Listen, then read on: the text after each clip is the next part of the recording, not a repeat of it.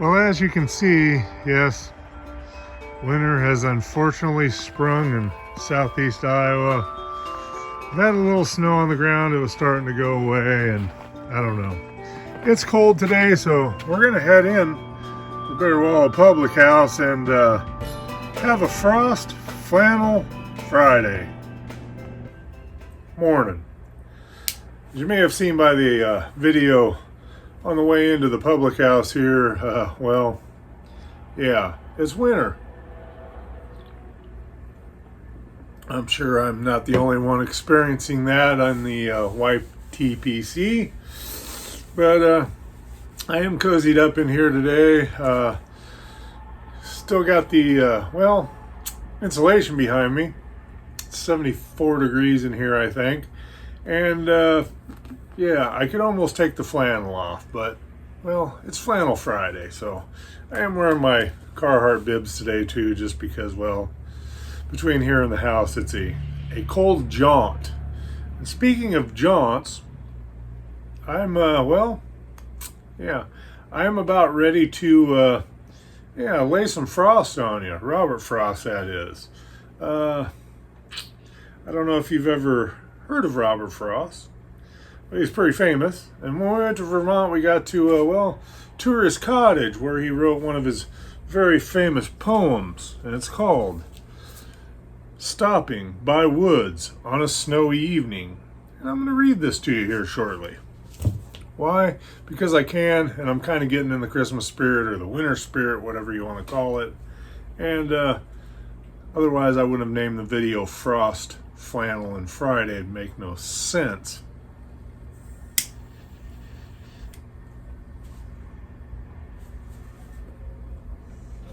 Speaking of sense, I have none as of late. I have ordered several pipes. I ordered a vintage lot of 3 Medicos the other day. I think one of which I'm going to sell at my little Codger's Corner at the antique store. But yeah, the other 2, I kind of like them partial to.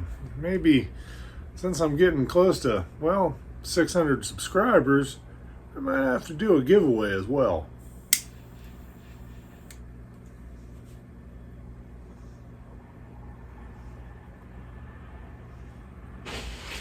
Oh, and another thing. Yeah, this is one of the other pipes I bought. I couldn't help it. I don't even know what brand it is, honestly. It just says Dr. Watson. But I have a Peterson Holmes. I love Sherlock Holmes. In fact, I'm reading a steampunk novel of Sherlock Holmes right now that's very good. The Nautilus is included. If you've never heard of the Nautilus,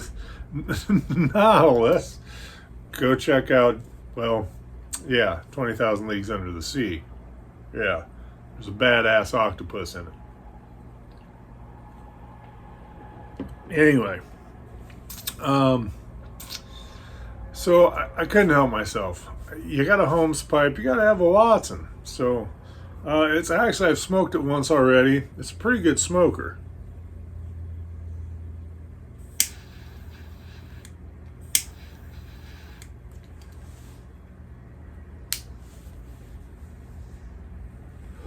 And in it, I am smoking, well, some Saint Espresso from Warped. Cornell Warped. Yes. Saint Espresso. And I'm going to tell you what, this stuff it smells delicious. And I get it's supposed to smell like a latte, and it does. And it's got a coffee punch, and there's several steamed and roasted Cavendishes in it. I get a lot of it's almost chocolatey to me, and you know me, I'm a dessert guy, but I'm really enjoying it. It's still the golden days of yore, though. That might be my favorite holiday one so far. I haven't had any corncob pipe for a minute, so I might have to jump into that and maybe do some comparison of the 3 of which I like the best.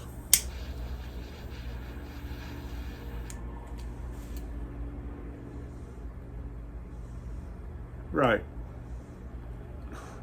I was going to do some shout outs today as well, but I didn't want to run like a million minutes into something.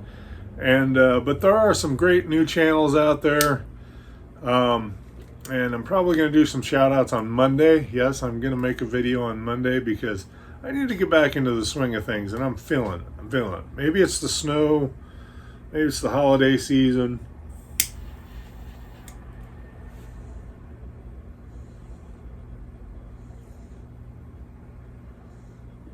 Maybe it's this Watson pipe and this good smoke.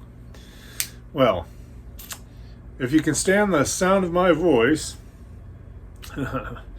or you don't like hearing it at all, you might want to change the channel or move back a step.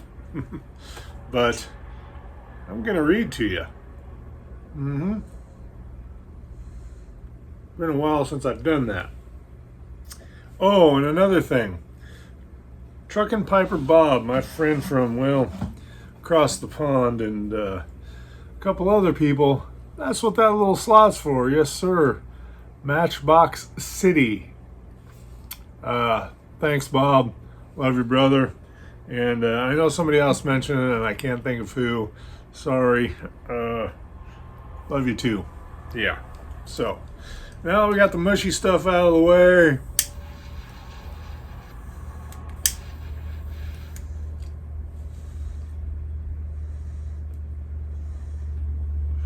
Let's delve into the artistic side of things. And by the way, I will say this. My Dr. Watson pipe goes really well in my lighter that makes into a pipe stand that doesn't work. Yeah. Whose woods these are, I think I know. His house is in the village, though.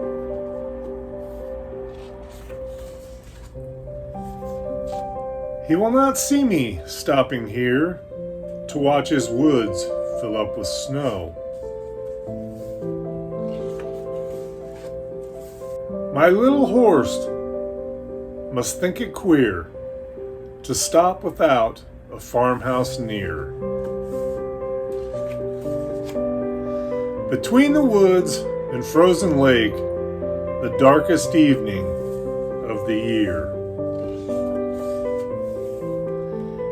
He gives his harness bells a shake to ask if there is some mistake. The only other sounds the sweep of easy wind and downy flake. The woods are lovely, dark and deep, but I have promises to keep. And miles to go before I sleep, and miles to go before I sleep. There is only one thing more majestic than a Robert Frost poem about snow, a snowstorm itself. While I was growing up, snowstorms were highly anticipated events in my family. My mother's favorite thing to do was simply to walk outside and look.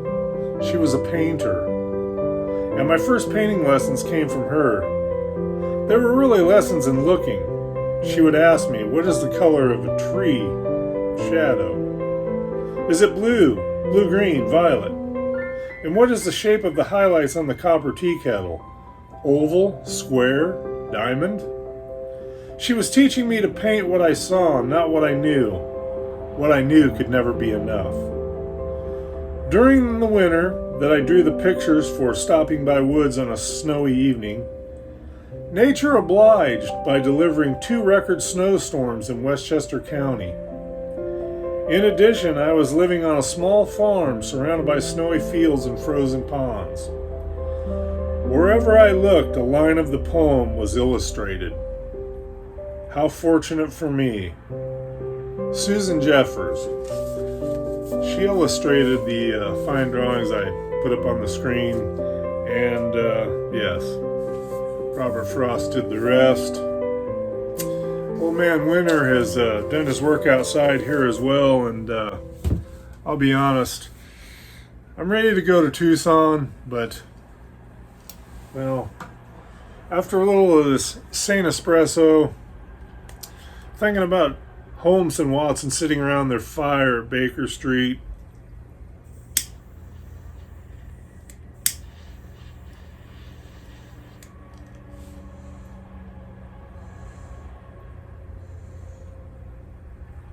And the reading of, well, some fine words. A drink of the Monster Energy drink.